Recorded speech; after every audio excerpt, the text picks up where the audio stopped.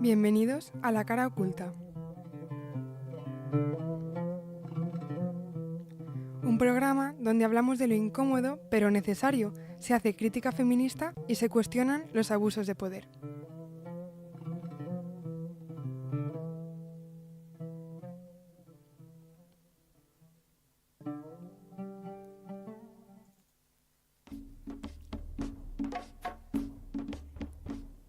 Soy Candela Granero y damos paso a un nuevo episodio de La Cara Oculta. Hoy estamos en el Rincón de las Voces y vamos a continuar con el polémico asunto de los abusos y acoso sexual en la Iglesia. Esta vez nos acompaña Sara Morán, mi compañera y amiga, que bueno, es una pena porque nos quedan pocos programas juntas porque se va de Erasmus a Roma en el siguiente cuatrimestre y la echaremos mucho de menos. Buenos días, Candela. Muchas gracias por invitarme una vez más. Yo también voy a echar mucho de menos realizar este programa contigo. Pero bueno, que no se acaba esto. En cuanto vuelva seguiremos haciendo muchos más programas. Y sobre todo hoy tenemos uno muy interesante, a la par que delicado, así que vamos con ello. Sí, Sara, o sea, como avecinaba en el anterior episodio donde mostraba datos reales de abusos sexuales por parte de la Iglesia en todo el mundo y actualizaba sobre esas situaciones en España, en este episodio tenemos un caso real de acoso en ese ámbito y nos contará su caso una víctima de primera mano de ese tipo de abusos. María, muy buenos días, bienvenida. Hola, muy buenos días, Candela, Sara, gracias por invitarme. No, gracias a ti por venir y al final a estar dispuesta a contarnos tu caso personal. Es un honor y esperamos que este sea para ti un lugar seguro. Muchísimas gracias.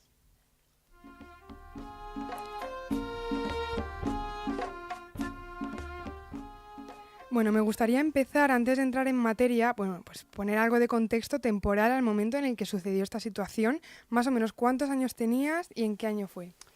Pues rondaba el año 1983, yo tenía 13 años y fue el paso a, digamos que el instituto de entonces, donde se cursaba BUP, que ahora, pues no sé si es la ESO y demás, vamos, tenía 13 años.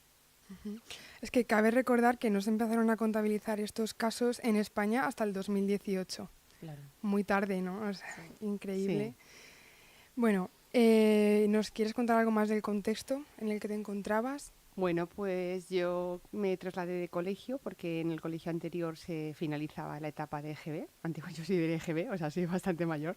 Y tuve que cambiar de colegio. Era un colegio totalmente ese año. Lo hicieron mixto cuando yo entré, con lo cual éramos muy poquitas chicas y la mayoría era pues lleno de chicos.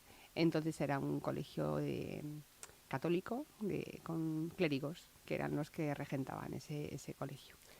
¿Y había más clases mixtas o...? Realmente de 4 clases, solamente 2 clases tenían, digamos que eran mixtas, pero mixtas podemos llamar a un porcentaje de féminas muy bajito, un 10% frente al 90% al resto de chicos. Entonces pues fue una adaptación un poco especial. Pero tengo buenos recuerdos en cuanto a las amistades que allí forjé, porque de verdad en ese sentido hubo personas y amigos que a día de hoy conservo y muy buena experiencia en ese sentido. Luego ya hablaremos del resto. Bueno, pues nos situamos de momento en ese contexto y ahora iremos con tu historia.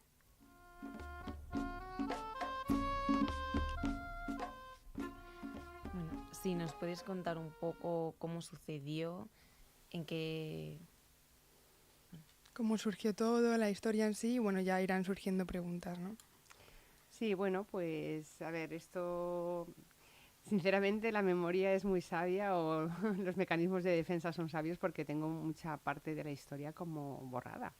No sé, es un poco de salud mental o no sé, mecanismos de defensa que uno tiene, pero sí que es verdad que esto surgió pues dentro de todos los profesores que había, pues uno de ellos, un clérigo, que impartía además asignaturas muy importantes, muy troncales, pues era una persona pues tanto muy inteligente como muy manipulador, por así decirlo. Además tenía dotes, pues también era una persona atractiva, era como tenía don de gentes.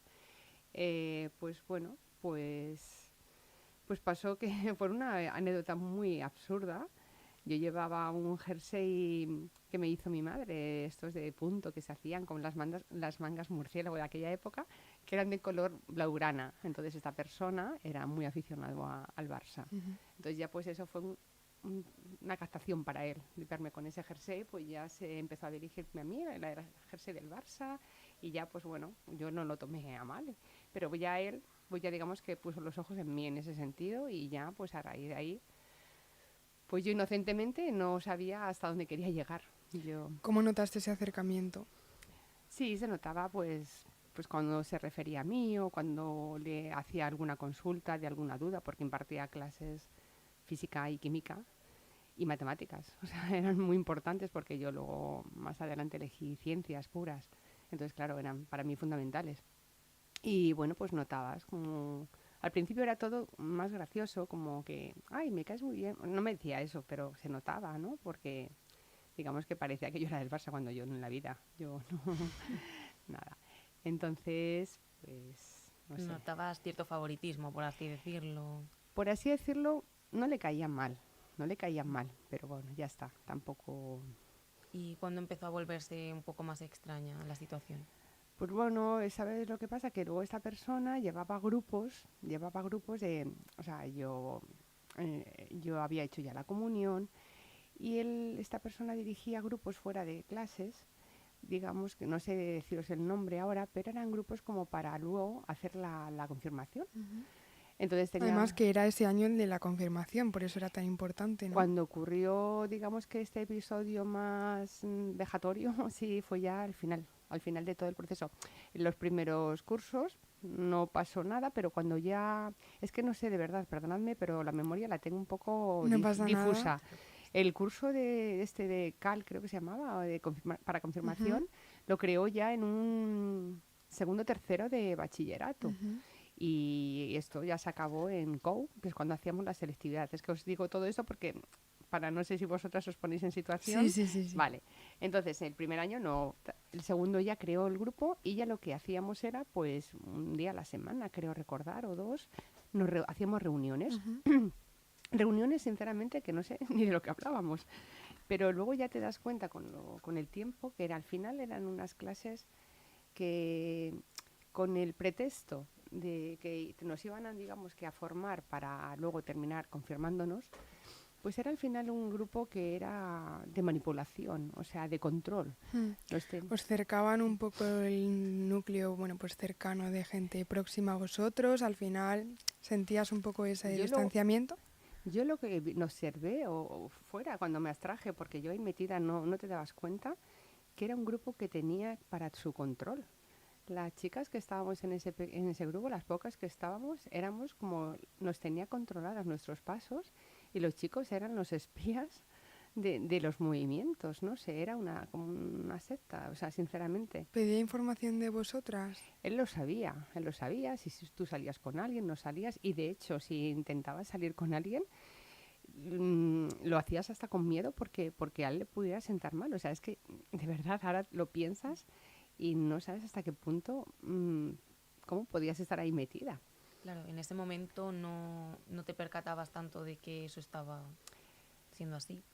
Yo no lo noté, bueno, yo qué sé, eras cría, entonces no creías que esa persona hiciera eso para tener esos fines. No sé, pensabas que formaba parte de, pues no sé. Sí que es verdad que luego analizas. A mí una vez me escribió en una hoja, en una esquinita de una hoja que me la cortó, a ver si nos quedamos un día y nos vemos y cosas así que yo dije, Era algo bastante impropio, claro está. exactamente, pero yo sinceramente no lo... o será porque era muy ingenua, pero yo no lo vi con... No, y algo importante es no culpabilizar a las víctimas, porque al final, aunque no haya derivado en abuso, no deja de ser acoso y eso no es lícito ni normal. Entonces, no es culpa de las víctimas. Es cierto que en ese contexto igual pues no estaba tan normalizado, no se hablaba tanto de estos temas, pero claro que no es culpa de las víctimas, al final es culpa de la persona que perpetúa estos hechos. Exactamente, pero tú te sientes como que al final, ¿qué estoy haciendo? Porque esta persona, pues a lo mejor yo ya no me ponía ese jersey, porque ya digo, esto hace que esta persona, pues no sé, le sigues el agua y al final yo decía, pero vamos a ver, no sé, pero sí que te sentías, había veces que yo me sentía, bueno, pues a lo mejor es que yo estoy siendo demasiado agradable o me sonrío mucho o estoy siendo simpática. Entonces te planteabas cómo lo estabas haciendo, pero es que no dejabas de ser una niña. Y luego él, pues con unos dotes de manipulación, porque era una persona súper inteligente, él lo sabía, atractivo, con poder, porque tenía mucho poder en ese sitio, porque esto sé que llegó a más oídos y llegó a gente importante como directivos de allí, pero esto se ha callado, porque luego ya pues hemos sabido de andanzas. Eso lo comentaremos, sí. Sí, sí, pero fuera incluso de este colegio y en este colegio, cuando yo ya marché, creo que también continuó este patrón con algunas chicas. Porque él, ¿cuántos años tenía cuando ocurrió todo esto? Tendría unos 30 y algo. Y tú 16, ¿no? Por ahí. Claro.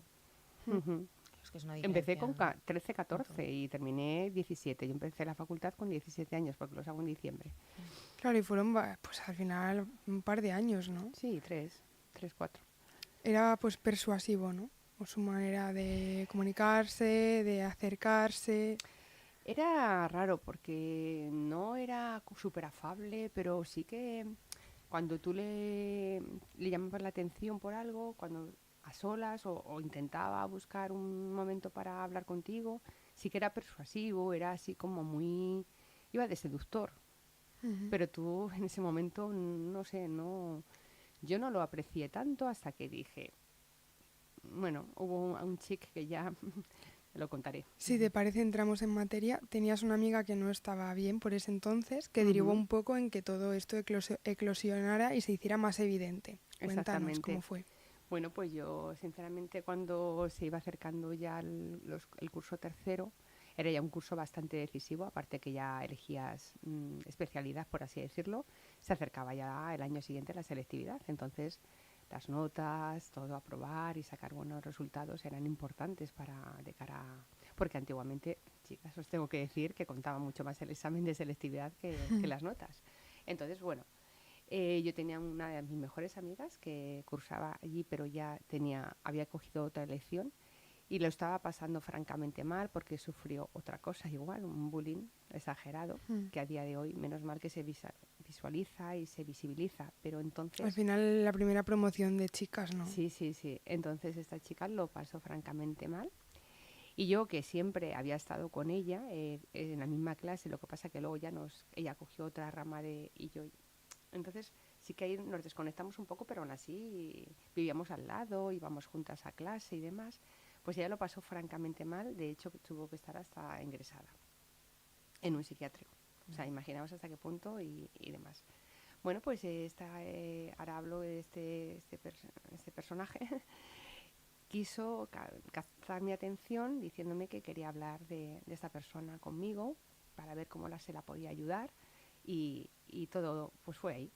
Este fue ya cuando fue el sumum de todo este proceso. Y nada, pues yo ingenua de mí, pues sí, por supuesto, si era para ayudarle a ella, quedé con él. Quedé con él y ilusa, que yo pensé, ¿cómo a estas alturas yo me hubiera ido con una persona a un lugar a tomar algo fuera de mi zona de confort y zona tal? Que no me fui muy, muy lejos, pero vamos, fue al centro de Madrid. ¿Te recogió en coche? Sí, esta persona con su vehículo y nos llevamos a un sitio. No voy a dejar el lugar, pero es que me acuerdo como el primer día. Se me quedó grabado. Y nada, fue una cosa muy curiosa. Pero era estilo pub, no era un sitio convencional de reunión ni nada por el estilo. No, era un sitio pub sí, además con ambientes así, algunas zonas más oscuras, más tal.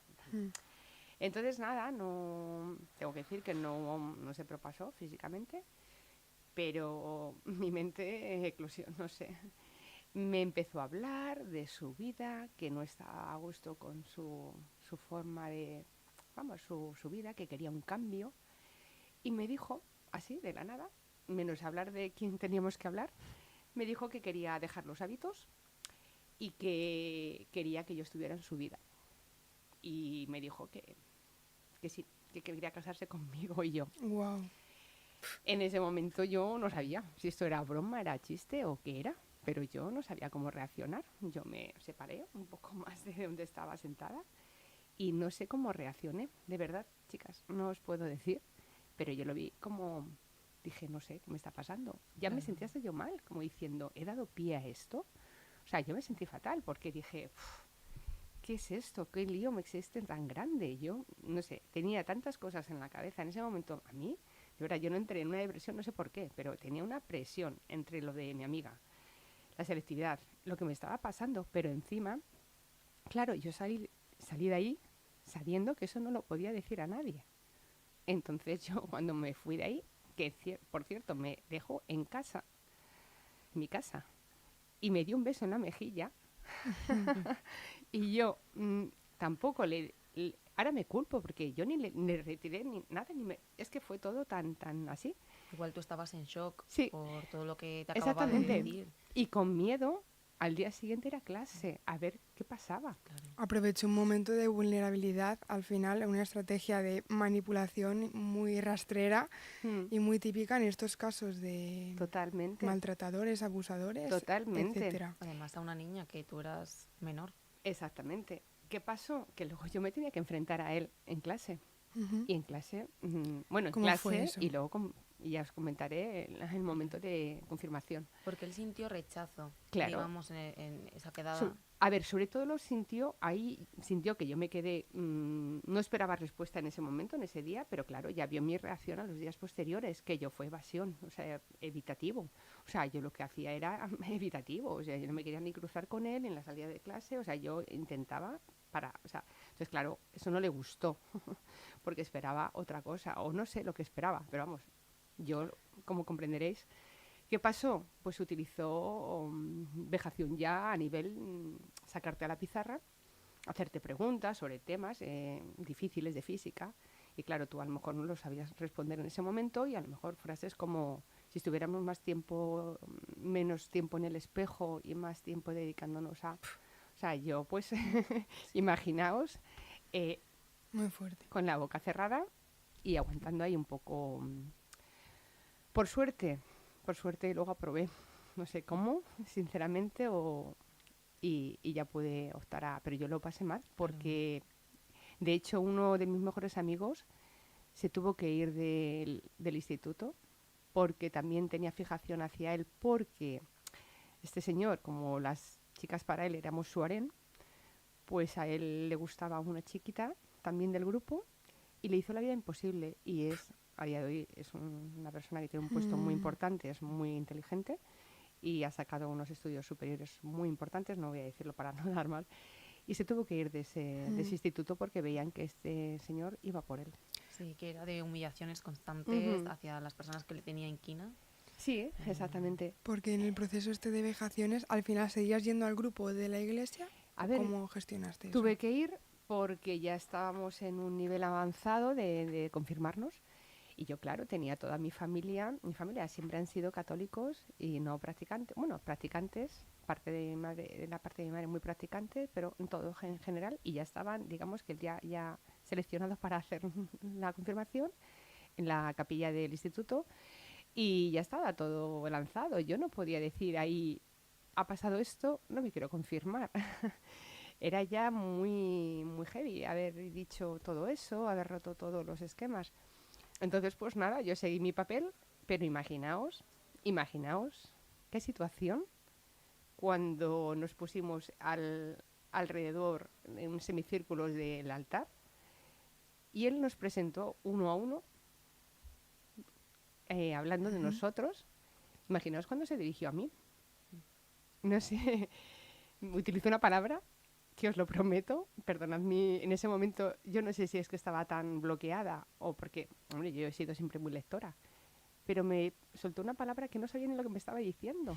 Se me quedó mirando a los ojos y me dijo, inefable, inefable María, ¿qué voy a decir de ti? Y nos miramos y en ese momento, imaginaos. Pero a todo esto mis padres no sabían nada. A eso íbamos a hablar ahora para hablar un poco de las herramientas para gestionarlo.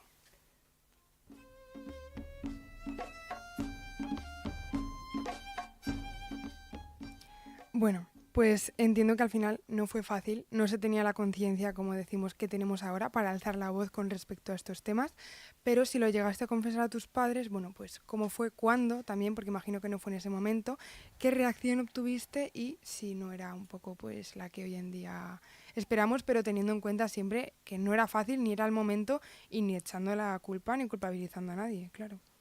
Efectivamente. Esto yo lo dije cuando ya, digamos, que había pasado todo. Yo ya estaba medio desvinculada del sitio porque yo ya creo que ya había terminado la selectividad y demás. Y es que el problema es que yo tengo un hermano que cursaba ahí, en cursos inferiores. Y esta persona seguía ahí. Y además, muy buen visto, con un cargo importante, muy anexo a dirección. Con lo cual, tuve que decirlo porque fue una situación para mí bastante difícil de gestionar. Y yo ya os digo que no sé cómo salir de ella sin secuelas que a lo mejor pues sí las tengo, pero en ese momento pues no sé. Y lo dije. Y sí que es verdad que me esperaba otra respuesta de ellos, pero también lo comprendo. Comprendo la situación, comprendo la época que fue, comprendo la educación, que siempre ha sido una educación como pues de... no sé cómo deciros. Es que no sé. Más férrea igual. Hmm, Pues no es, me dolió un poco porque no lo dieron la importancia que yo lo viví. Y mis amigos igual se sorprendieron mucho. Sí que mis amigos se quedaron súper sorprendidos. Y sobre todo, algunos de ellos, el que se fue del colegio, se lo imaginaba. Pero todo se quedó callado. Tampoco pretendí que se hiciera nada más porque yo no me, hacer denuncia en ese momento no se contemplaba. Y ya os digo, yo también salvaguardaba que mi hermano seguía ahí.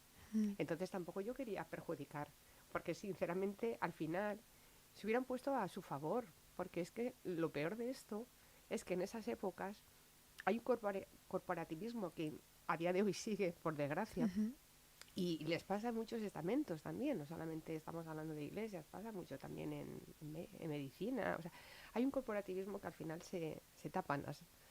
Entonces allí pues pasó eso.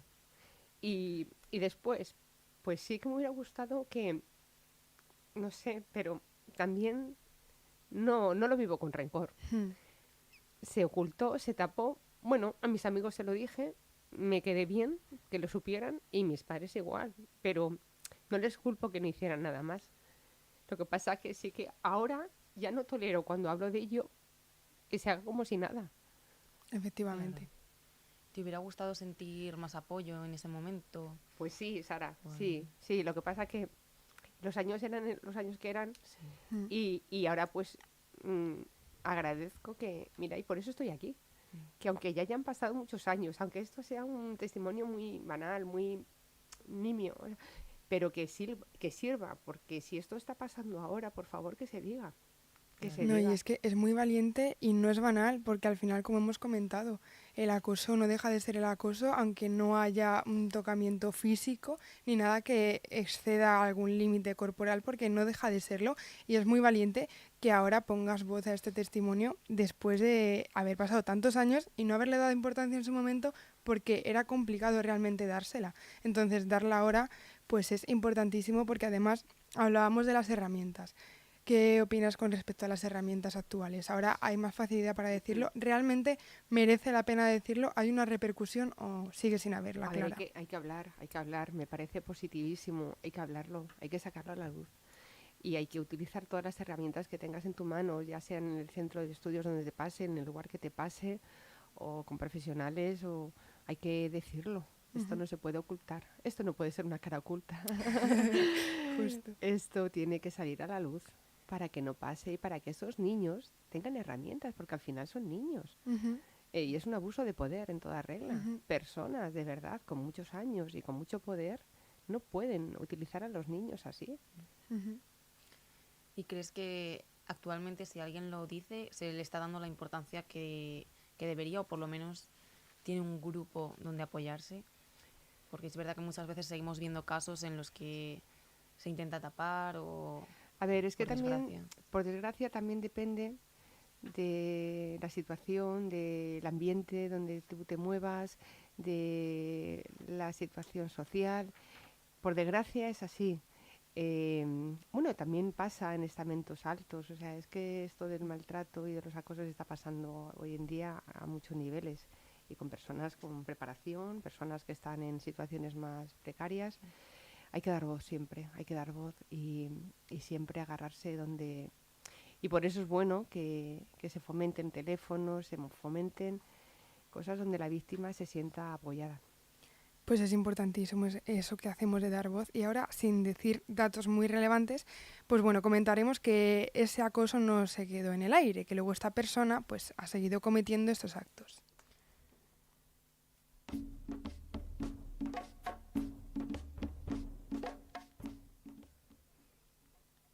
Exactamente, personas como este abusador que jamás levantarían sospechas o que parecían no levantarlas hasta entonces, que ocupan cargos de especial responsabilidad, hablan con autoridad, proyectan una imagen impecable que al final genera confianza y precisamente esa confianza es la que resulta tan difícil aceptar que pueda convertirse en agresión o en violencia.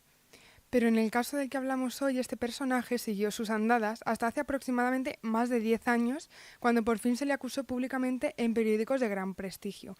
Esta persona acabó dirigiendo una institución universitaria privada y terminó siendo condenado por abusos sexuales contra una trabajadora que dependía directamente de él. Según la resolución judicial, no fue un episodio aislado, los hechos se produjeron en varias ocasiones desde poco después de que ella comenzara a trabajar ahí.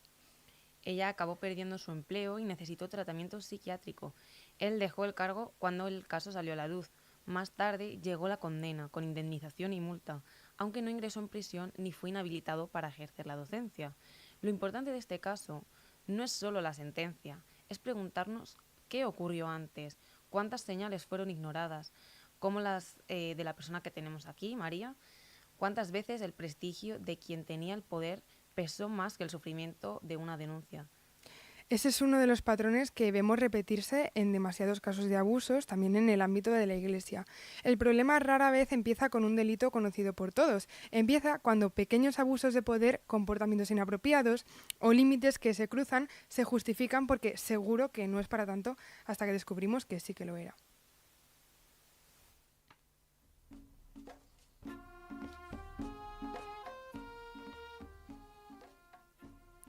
Bueno, pues está visto que esta persona pues siguió sus andadas. No nos queda muchísimo tiempo, pero básicamente pues que quede impune es que es increíble, ni que haya pisado la cárcel, ¿no? Después de esta denuncia. Totalmente. Es vergonzoso que luego haya seguido encima en un ámbito de docencia, que Sí. es sobre todo lo más peligroso, ¿no? Ujú. Es lamentable que hayamos pasado varias personas, porque no he sido la única, y no sé a qué niveles habrá pasado con las demás, sinceramente. Por si alguien dudaba del testimonio. Y bueno, quería traerte una pregunta un tanto compleja que lancé en el anterior episodio para finalizar, y es ¿qué relación tiene esto con la fe? Porque es cierto que hay gente a la que está pues vinculada a la Iglesia y relaciona esa fe del cristianismo con esta jerarquización. Pero ¿cómo ha cambiado tu relación con la fe? ¿Crees que hay cambio? ¿Crees que se puede separar? ¿Qué opinas? A ver, claro que te afecta, porque al final la fe se queda devaluada, o sobre todo a niveles institucionales, ya tu fe es más íntima, o incluso la llegas a perder, Ujú. pero sobre todo es más íntima, ya no te fías tanto. Yo siempre he sido una propulsora de los misioneros, de personas que realmente hacen, entonces no quiero tampoco perderlo, pero sí que es verdad que ya a nivel estamentos, pues no pienso igual que pensaba, para nada. O sea, ¿crees que has separado de alguna manera la iglesia de tu propia fe? Por supuesto, por supuesto. Sí, sí, sí. Ujú. No todo el mundo, también hay que decir que hay gente muy comprometida, que hace muy bien lo que tiene que hacer y el mensaje que, digamos, están de acuerdo con el mensaje que promulgan, pero hay gente que está desviada y utiliza, que es lo peor, porque si tú estás fuera de ahí, pues también está mal, pero que utilices ese estamento de poder para acercarte a gente desvalida y gente menor, Eso es que no es tolerable. Pues sí, al final es importante hablar de esto porque antes se veía a la Iglesia como algo indisoluble con respecto a la fe y es verdad que bueno, pues estos casos hacen mucho daño, no solo físicamente, mentalmente, también en cuestiones pues tan íntimas como debería de ser la fe. Así que nada, María, muchísimas gracias, de verdad, enorme testimonio, enorme valentía y muy importante estar aquí, decir y hablar como estupendamente has contado todo. Gracias a vosotras, de verdad. Gracias.